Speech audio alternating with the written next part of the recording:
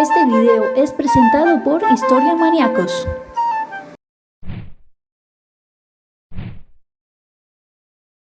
Hola amigos de Historia Maníacos, en el capítulo anterior vimos la segunda parte y el final de las dinastías casitas. En este video veremos lo que son todas las dinastías durante el Imperio Medio. Durante la dinastía casita, Babilonia era simultáneamente atacada por Asiria y Elam, y por breves periodos lograba estar a la cabeza. Elam había logrado derrotar a Babilonia, pese a que los casitas habían tratado de colocar en el trono al príncipe Enlil-nadin Ahi. Este gobernaría muy poco tiempo antes de ser destronado, ya que Elam ya había puesto a su propio rey en Babilonia. Vendrían, sin embargo, una serie de dinastías que se recobrarían de la conquista elamita, pero que no podrían llevar realmente a la cabeza de nuevo a Babilonia. El Nuevo Mundo pasaba por una época oscura conocida como el colapso de la Edad del Bronce. Ya vimos en los videos de Egipto y un poco en los videos de Asiria en qué consiste este colapso, pero aquí un breve resumen.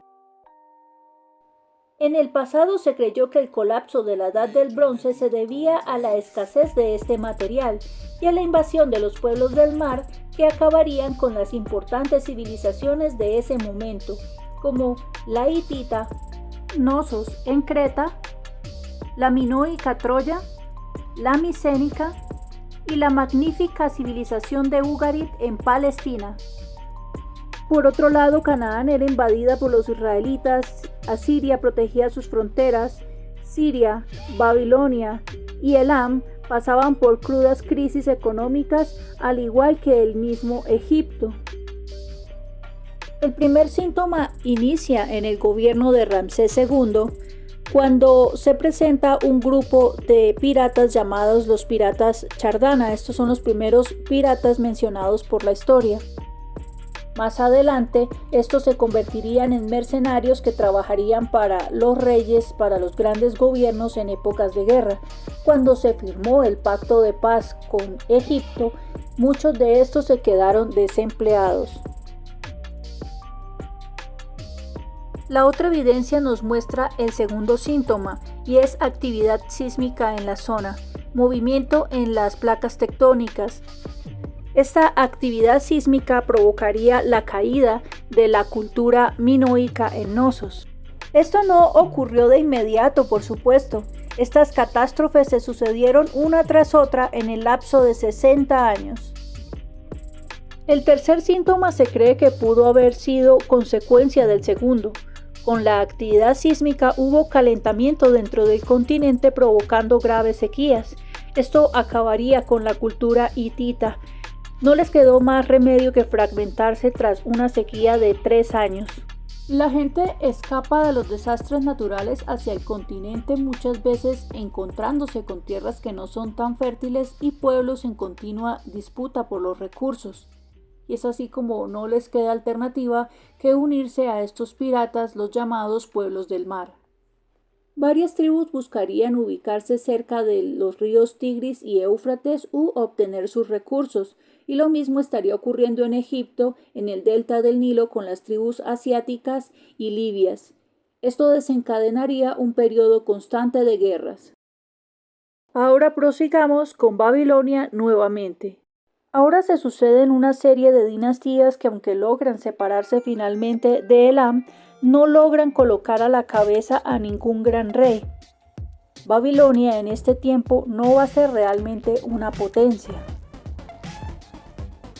Vamos a continuar donde lo dejamos.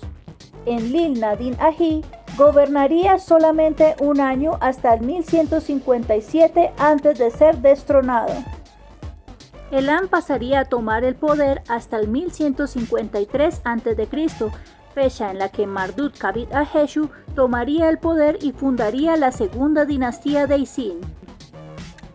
El final de la dinastía casita fue verdaderamente el final de una era para Babilonia. Fue descrito como un diluvio, un montón de ruinas, un desastre. Asimismo, fue descrita la represión por parte de Elam bajo el mando de Kutir-Naute. En 1157 a.C. hubo una resistencia de varios pueblos. Como es de imaginar, todo lo que estaba entre Babilonia y Elam estaba bajo el dominio de Elam, y sus alrededores se sentían amenazados. Este jefe local, Marduk-Kabit-Aheshu, logró reunir a todos los pueblos, primero a Isim y luego desde Isim a todos los pueblos que no aceptaban el vasallaje nominal a Elam. El deseo de independencia de Isim se vio favorecido con respecto a su posición tan excéntrica con respecto a los centros vitales de Babilonia. Gracias a esta coalición logró expulsar a las hordas elamitas, pero no se quedó solamente allí. Decidió incursionar en Asiria y tomó a Ecálate. Durante esta dinastía se prosigue con el culto a Marduk y la componen 11 reyes.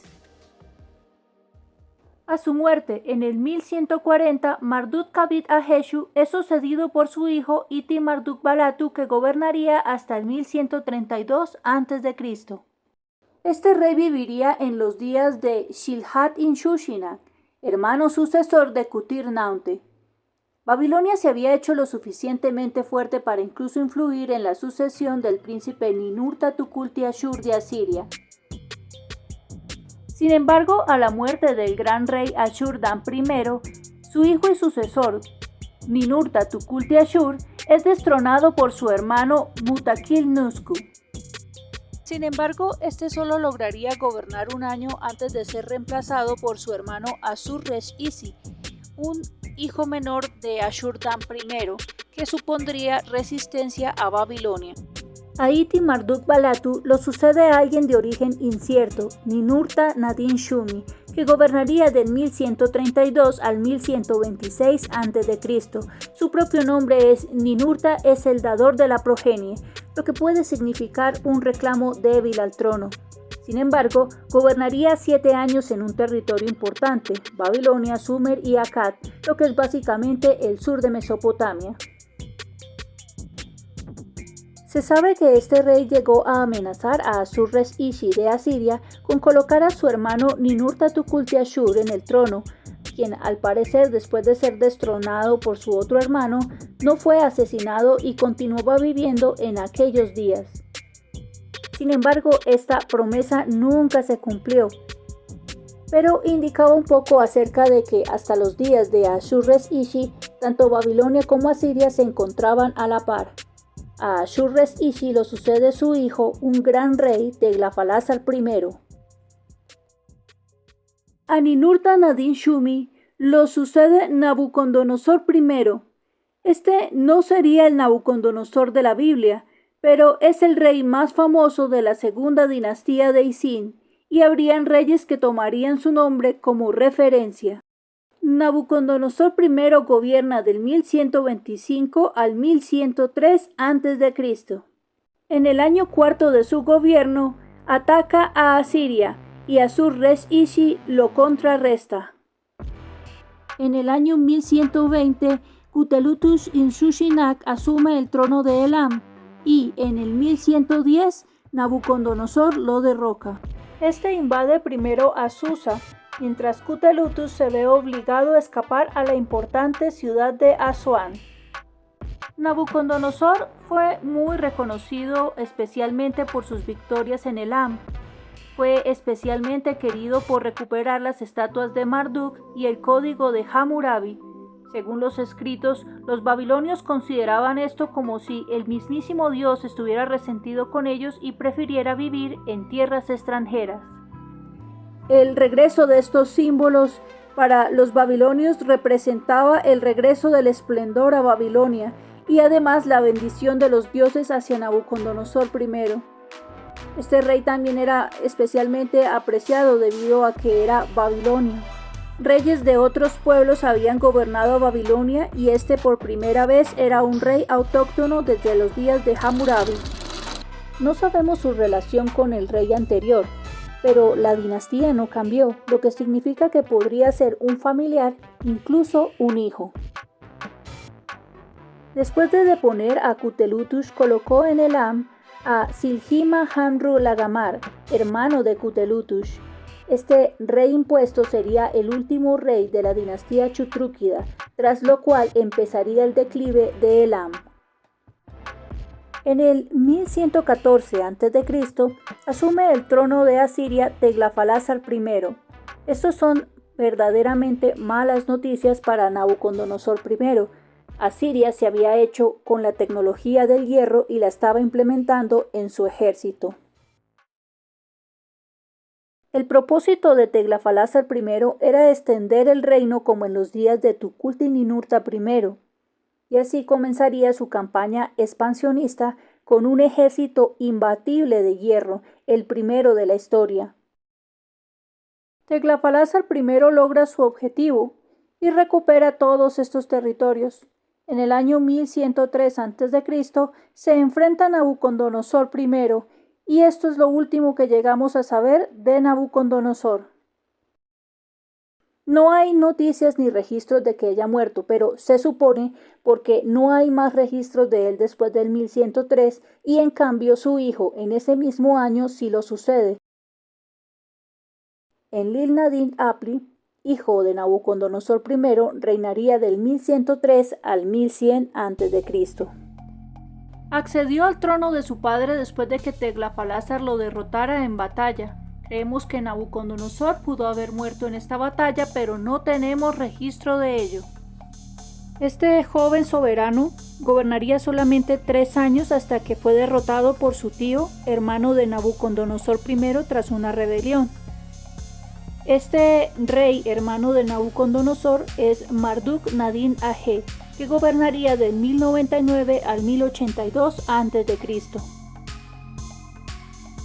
Este rey pasaría todo su gobierno enfrentado a Tiglatpalásar, teniendo algunas pequeñas victorias aprovechando que Tiglatpalásar se encontraba en esta campaña expansiva y tenía mucho terreno para cubrir y demasiados enemigos. Estaban los montes sagros, estaba el reino de Urartu, los pueblos hititas y ahora cada vez con más gravedad Arabia. Las tribus arameas prometían convertirse en el dolor de cabeza de la región. Hacia finales del gobierno de Marduk-nadin-age, Asiria atacaría con fuerza a Babilonia. Atravesaría el río Sap y conquistaría las importantes ciudades de Dur-Kurigalzu, Sipar y Babilonia. Después de llegar a las ciudades, como era de esperarse, las saqueó y también quemó el palacio real, y Marduk-nadin-age es destronado.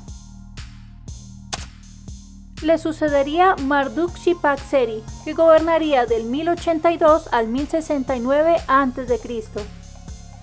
Viviría en los últimos días de Tiglatpalásar I.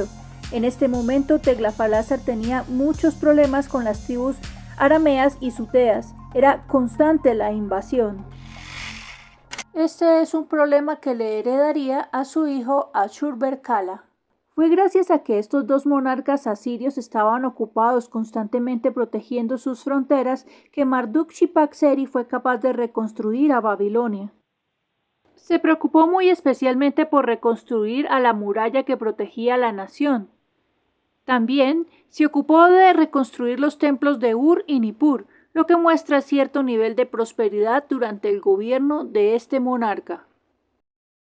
Sin embargo, la misma reconstrucción de la muralla, así como unos registros en la crónica sincrónica donde hubieron acuerdos con Ashurbanipal al final, nos muestra que Babilonia también estaba preocupada por la invasión de las tribus arameas y suteas. A la muerte de Shapik-Seri como Ashurbanipal, tanto Babilonia como Asiria comienzan a caer en el colapso de la Edad del Bronce de manera definitiva. Es de anotar que Asiria sobrevivió al colapso de la Edad del Bronce mejor que ninguna otra región de la época, incluyendo a Babilonia. Gracias a que contaba con la tecnología del hierro, pudo proteger sus fronteras, mientras Babilonia perdía territorio. Durante este oscuro periodo de tiempo, la civilización hitita desaparecería y Egipto se debilitaría y también perdería territorios. Después de la muerte de Marduk-Shapik-Seri en el 1069, le suceden otros 4 reyes. El primero de los 5, Adad-apla-iddina, que gobernaría del 1069 al 1046 a.C., Marduk-age-Eriba, que gobernaría en el 1046 durante 6 meses, Marduk-Ser, que gobernaría del 1046 al 1033 a.C. Hubo al principio de estos 4 gobiernos una supremacía de Asiria sobre Babilonia. Una muestra de esto es que Adad-apla-iddina tuvo que casar a una de sus hijas con Ashurbel-kala. Esto fue descrito casi como un robo, pero se hizo para apaciguar a Asiria. Pero finalmente Asiria también decaería en los problemas de las invasiones de las tribus arameas. Nuestra Babilonia recae en una serie de crisis económicas y los dos países van perdiendo relaciones. Llega al poder Nabu-Shumulibur, que gobierna del 1033 al 1026 a.C. Sería el último rey de la segunda dinastía de Isin. A partir de este momento, las tribus arameas comenzarían a invadir el territorio de Babilonia y lo sumirían en una profunda crisis. La dinastía no se recobraría de esto. Después de que la segunda dinastía de Isin es derrotada por los nómadas suteos, empieza a regir la segunda dinastía del País del Mar. Estos regirían por 20 años. Fue fundada por Sinbar-Chipak, que aprovechó el colapso del poderío asirio. Fue una dinastía muy débil que no logró su propósito de levantar de nuevo a Babilonia. Solamente tendría 3 reyes. El primero de ellos, Sinbar-Chipak, gobernaría del 1025 al 1008 a.C. Lo que tenemos de este monarca es que al parecer es un soldado que había tomado el poder en un tiempo de crisis. A Babilonia no solamente la afectaban las invasiones de los nómadas suteos, sino que además había crisis económica y con las cosechas. Pese a todo, logró gobernar durante 18 años y trató de recuperar la gloria de la nación reconstruyendo los templos. Sin embargo, sus esfuerzos serían escasos. Lo sucede Ea-Mukin-Seri, que gobernaría unos meses en el año 1008 a.C. Después de la muerte de Ea-Mukin-Seri, al parecer hay un vacío en el poder de 2 años, y luego pasa a gobernar Kashun-Nadin-Age, pero solamente lo haría por 2 años en el 1006 hasta el 1004 a.C. El gran problema de estos reyes no es que no tuvieran la capacidad, es que una de las características que marcó el colapso de la Edad del Bronce fueron las terribles sequías de la época. Incluso algunas civilizaciones desaparecieron, como la hitita, así que lamentablemente para estos reyes no pudieron sobrevivir a la hambruna de la época. En el 1004 a.C. colapsa la segunda dinastía del Mar y entra inmediatamente a regir la dinastía Basi. Esta es fundada por Eulmas-Shakin-Shumi, que gobierna del 1004 al 987 a.C. Él era de un pequeño asentamiento cerca del Tigris que fue adoptado por un clan menor casita. Se levantó en el trono en un momento de gran debilidad en Babilonia, asolada por la hambruna y por las invasiones. Gobernaría durante 14 años. La hambruna durante su gobierno fue tan complicada que incluso hubo necesidad de parar una celebración que era prácticamente milenaria en Sumeria, que era el festival de Akitu. También fueron suspendidas las ofrendas al dios Shamash. La dinastía Basi también estaría compuesta por 3 reyes solamente. A la muerte de este rey le seguirían otros 2 reyes. Le sucede en el trono Ninurta-Kudurri-Usur I, que gobernaría del 987 al 985 para un total de solamente 2 años de gobierno, donde continuaría la regresión tanto política como económica del país. Lo mismo ocurriría por su parte en Asiria, solo que Asiria defendía mejor sus fronteras en este momento. Sucedido luego por Shirkuti-Shuqamuna, que gobernaría 3 meses en el 985 a.C. y finalizaría la dinastía. Pasaría a gobernar Marbiti Apla Usur, que gobernaría del 984 al 979 a.C. Fundó a la dinastía elamita de Babilonia. Era el único exponente de esta dinastía y su nombre era Acadio. Al parecer, era un descendiente de una dinastía acadia que había gobernado sobre Elam. Sin embargo, los registros de Elam en esta época no son buenos, por lo que no tenemos prueba de que dicha dinastía acadia elamita existiera. También existen 4 puntas de flecha que lo coronan como Sharkis-Shati, rey del mundo. Sin embargo, no existe tampoco ningún tipo de evidencia ni nada que nos lleve a pensar de que él fue en algún momento gobernante de las 4 zonas de Mesopotamia. Vendrían una serie de dinastías llamadas las dinastías que se les llaman así porque venían de diferentes castas, de diferentes pueblos, no tendrían una misma ascendencia. Lo único que tendrían en común estas castas era la crisis endémica que se vivía en Babilonia. El primer exponente de estas dinastías es Nabu-Mukin Apli, que gobernaría del 978 al 943 a.C. Al igual que con sus antecesores, su gobierno estaría marcado por la hambruna, las invasiones, las interrupciones de los festivales y ritos religiosos, y de hecho hubo un empeoramiento ya que la parte agrícola quedó separada de la parte de la ciudad, así que con dificultad se podría alimentar a los templos cuando ni siquiera se podía alimentar al mismo pueblo. Le sucede Ninurta-Kudurri-Usur, un rey sin ninguna importancia. Luego Marbiti Age y Dina, que gobernaría más o menos por el año 942 a.C. Durante los días de este rey, Asiria comienza a levantarse bajo el mandato de Ashur-dan II.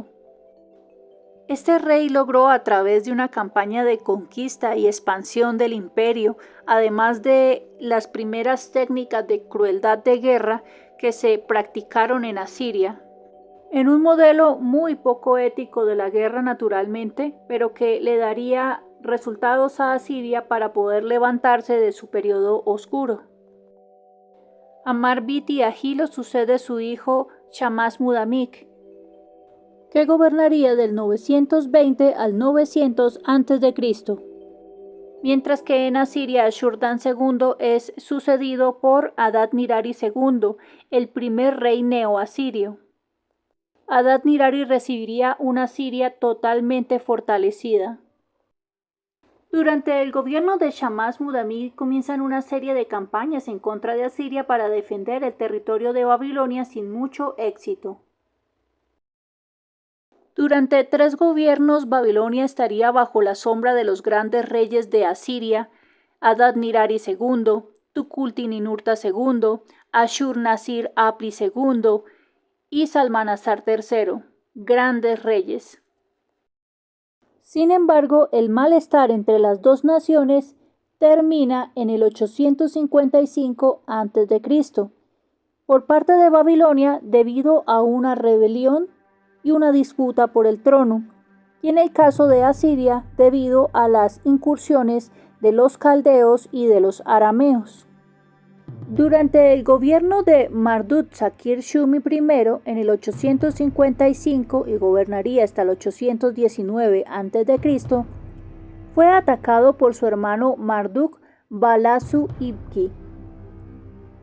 Es de anotar que a Marduk-Shakir-Shumi lo sucede precisamente un Marduk-Balassu-Ibki, pero al parecer no hay registro de que se trataran de la misma persona.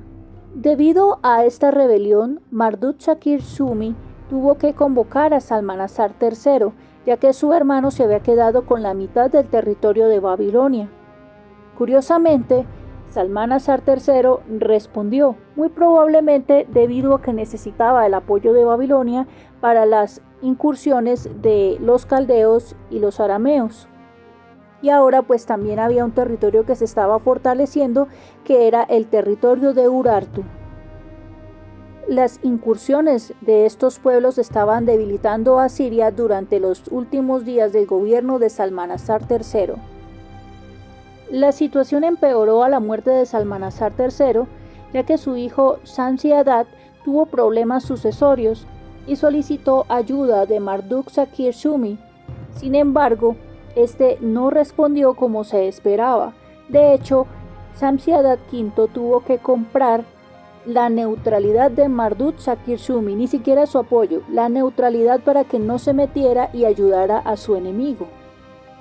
Dentro del acuerdo, Shamshi-Adad V se casó con una de las hijas de Marduk-Shakir-Shumi, más conocida como Samuramat, que para los griegos es la misma Semiramis.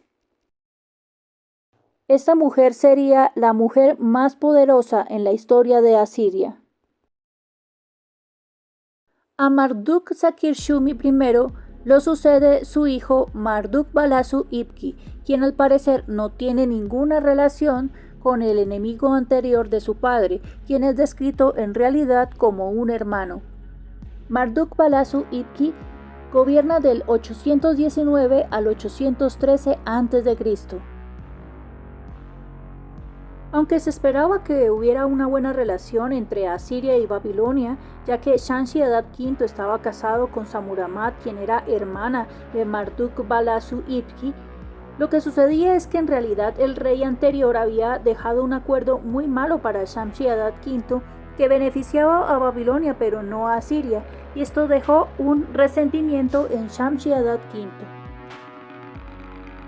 También la misma Samuramat resultaba ser un némesis para su propio hermano, siendo ella la madre del sucesor de Asiria. Shamshi-Adad V emprendió dos campañas muy importantes en contra de Babilonia y en la segunda logró capturar a Marduk-Balassu-Ibki. En algunos de sus escritos, él se ufana de haber llevado a este rey encadenado a Asiria.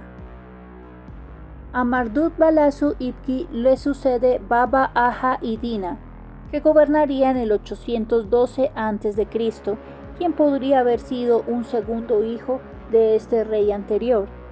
Sin embargo, no duró mucho en el gobierno antes de que Shamshi-Adad lo derrocara. Después de esto, Babilonia estaría 12 años sin ningún rey. Shamshi-Adad, probablemente debido a los problemas que estaba teniendo en ese momento Asiria, al debilitamiento de la monarquía, decidió no tomar Babilonia para anexarlo al territorio de Asiria. Otro motivo de esta decisión pudo ser que Shamshi-Adad V cayera enfermo y muriera precisamente al año siguiente, en el 811 a.C. Dejó un hijo muy joven, Adad-Nirari III, por lo que éste necesitó de su madre para poder gobernar. Samuramat pasaría a ser la única reina regente mientras su hijo cumpliera la mayoría de edad que se supiera en toda la historia de Asiria.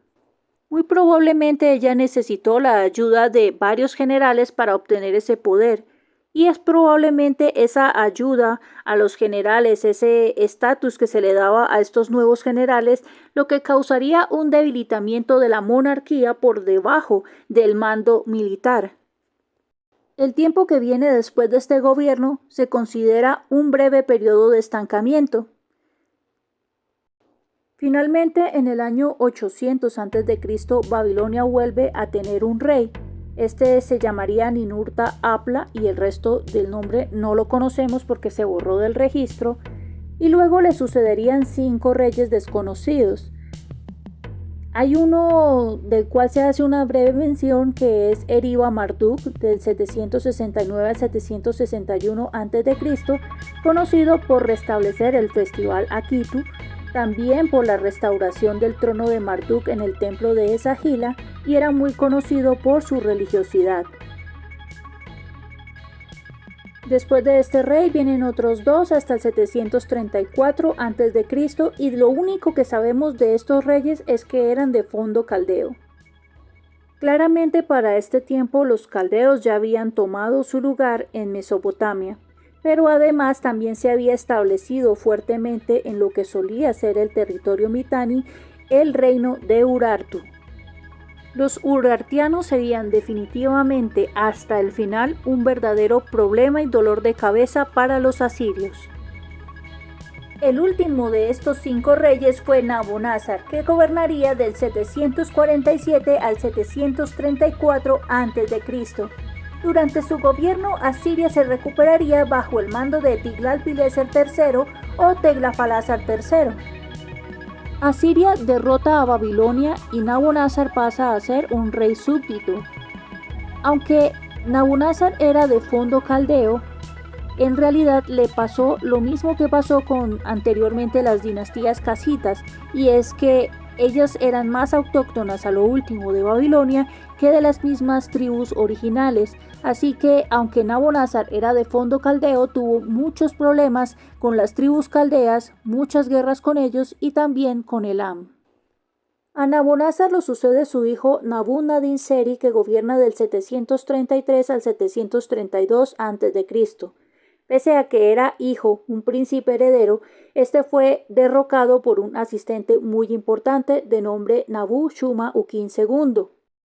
Tiglat-Pileser se traza como objetivo el trono de Babilonia y toma esta excusa para entrar a derrocar al usurpador e invadir Babilonia.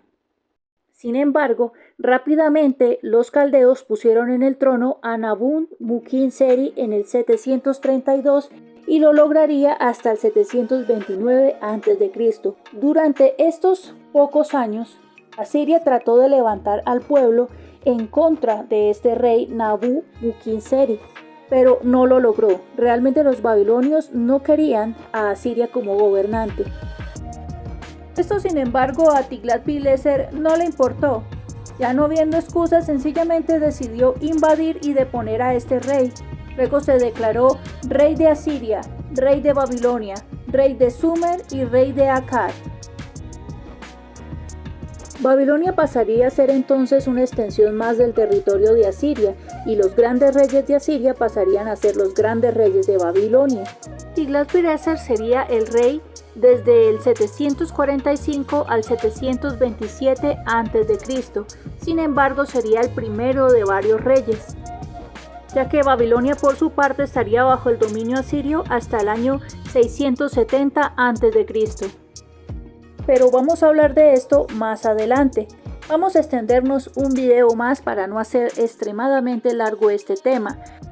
Si te ha gustado este video, por favor dale like y activa la campanita, suscríbete para que te lleguen las notificaciones de los próximos videos. Por lo que en el siguiente video estaremos viendo la historia del Imperio Neobabilónico. Nos vemos hasta la próxima.